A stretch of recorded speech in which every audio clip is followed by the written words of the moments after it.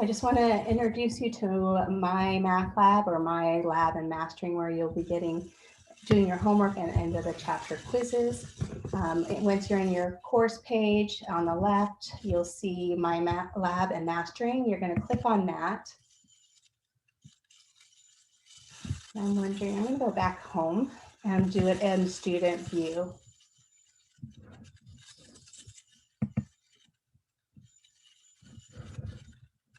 So this is what you guys see. You don't see as many tabs as I have.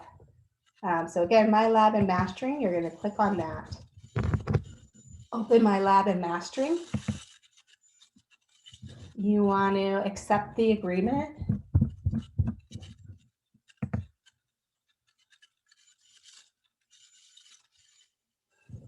Okay, so here, if you've already used this program before, and you might have used it in a different class, then you can use your username and password to sign in, or you can create a Pearson account if you don't have one.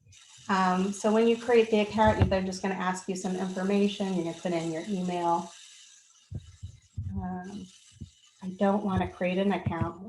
Let's just look at it though. So you just put in your stuff and then create the account.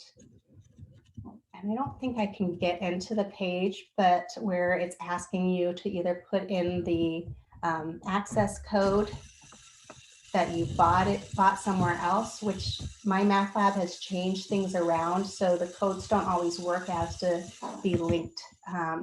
So the better way to do it, and it's usually cheaper, is just to buy the program from the site itself while you're going through with a credit card. If for some reason you can't pay for it right away, or maybe you're shopping and you're not sure if you want to take this class, then I would sign up for the grace period.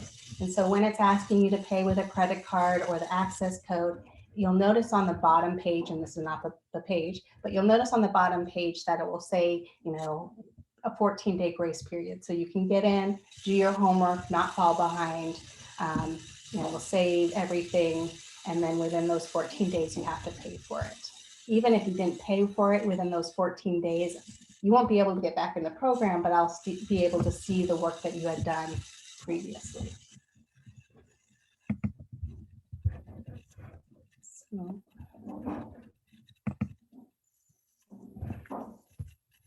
I'm going to open and show you the program real quick.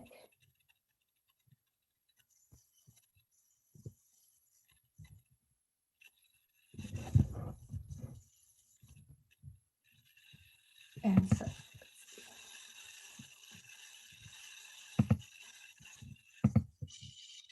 I was wondering if I could get into student home.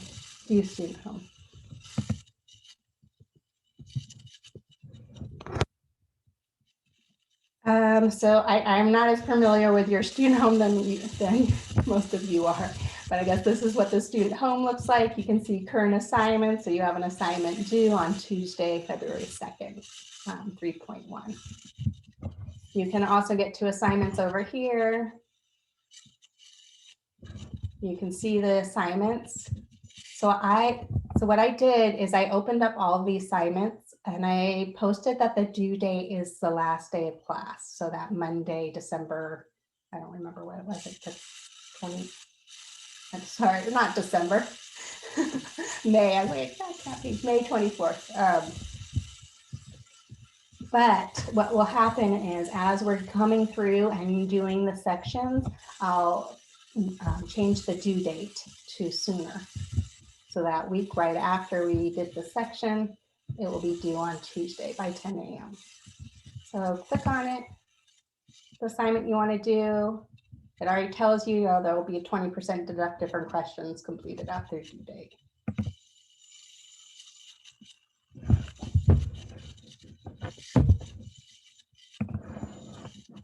So I clicked on it and my problem comes up. There's different ways. Sometimes you have a drop-down menu where you're selecting the answer. Sometimes you're typing it in here. Here is a help feature, question help. So this place is where you can get help with the exact problem that you're solving. If you get help with that exact problem that it asks you to do, then it's going to bring you to a new problem similar to it. Or you can view an example. This gives you an example that is similar to the one that you're working on, but different. And when you come back to the homework, it will be the same problem. You have your textbook. So this is going to bring you to the electronic version of the textbook. You do not need a hard copy. That's your prerogative. If you want to get a hard copy, you can. The publisher has a loose leaf copy of the textbook that I think when you're signing up for the program, you can ask for that. And that, again, will cost a little more, and they'll ship you the loose leaf. And then print. So some of you might not have great internet access, or maybe you are going somewhere that won't, but you have homework to do and you want to work on that, then you can print your assignment. Make sure you push print homework assignment, the whole one, not just that question. You can print it out, work on it, come back to a computer when you have the access and put in your answers. Just make sure that you're not working on, maybe you have a friend that is in this class and so they print it off from their assignment. You are going to have different questions or different numbers than your a classmate, so you don't want to do that. You can push save once you're done. You don't have to, you can just exit out of it. It should save it for you. You want to be writing up your homework while you're going through it if you can. If for some reason you're working through here, let's just say I get it wrong, this will tell you, and explain. It might say that you're doing it, it's right, the answer is right, but in the wrong form. So just try to read those remarks. You usually have 3 tries to get it right. I'm going to make it wrong for a reason. Sometimes it's only 1 or 2 tries if it's only a couple Professor? faults or something. Final remark, it will tell me that it wasn't correct, and that what the correct answer is and what your answer is. So I can either go to the next question and leave it marked wrong, or I can do similar question, get a new question, and once I get this right, it will mark this first problem correct. Your computer is frozen. X is approaching 7 on the left. F of X is 9. This is 8. So this one would not exist. Professor, your computer is frozen. We're seeing the same thing that we've been seeing. That's pretty good.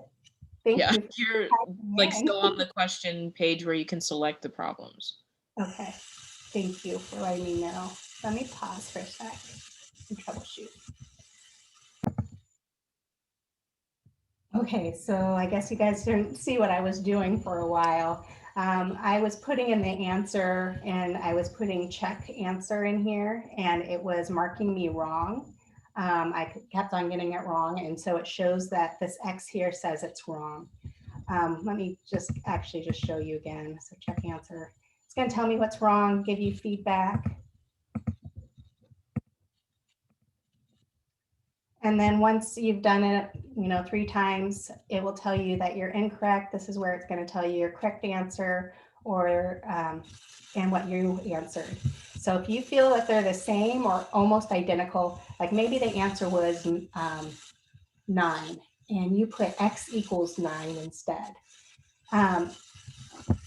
Sometimes, it was a problem you maybe worked 30 minutes on. So if that's the case, then just shoot me a quick email and say, hey, Professor, will you look at section 3.1, number 5? I believe I got this correct, but MyMathLab marked me wrong, or I put X equals 9 instead of 9. And I can go in there and give you credit for that. So you can either go to the next question or you can do similar question. If you do similar question and get it right, then this will change this. It'll tell you positive feedback that you got it right. And it will change this to a green check and bring us to the next problem. So if you've completed your homework assignment by the due date, you can get 100% on each homework. This is where I was showing you that question help me solve it. View an example brings you to the textbook of where it's talking about in print. Sometimes in here, you'll also have videos that it will pull you to that talks about it. Again, you don't have to push save. I can. If I push save, I believe that is going to give you the percentage on the homework. So my score is going to be really low right now if I push save. But I can go back in and get in and do whatever I want when I want. Oh, let's see. The other question, thing I wanted to show you real quick was that print. So if you wanted to print the whole assignment, you just have to be in one of the questions. Shoot.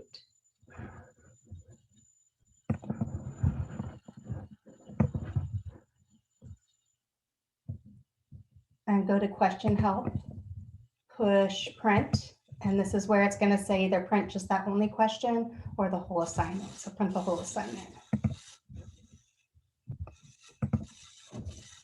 So it's pretty much, in a way, it's like you're doing your homework out of the book because you're really writing up the work just like you would do out of the book. But it has those help features right there, right away that you can get help if you need them. And then I have lots of different resources that you can use to get help. So let me leave. So on this toolbar to the left, you should have a multimedia library. This is where there's a wealth of different information that you can get to help you. There's videos from the publisher. There's the textbook, problems for you to work through if you need to.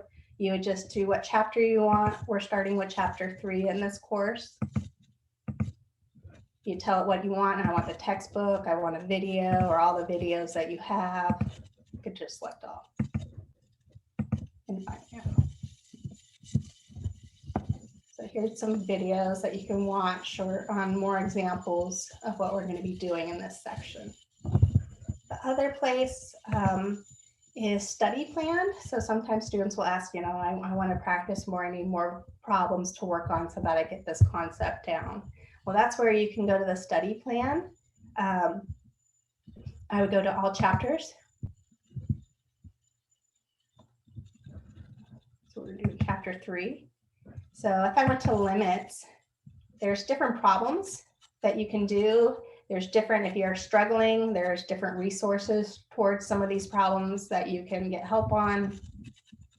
You can ask it to quiz you, and then it will let you know what you're strong on and what you need to work on. So this is just another place, supplemental material to help you with this course. Any questions about this program before I stop it?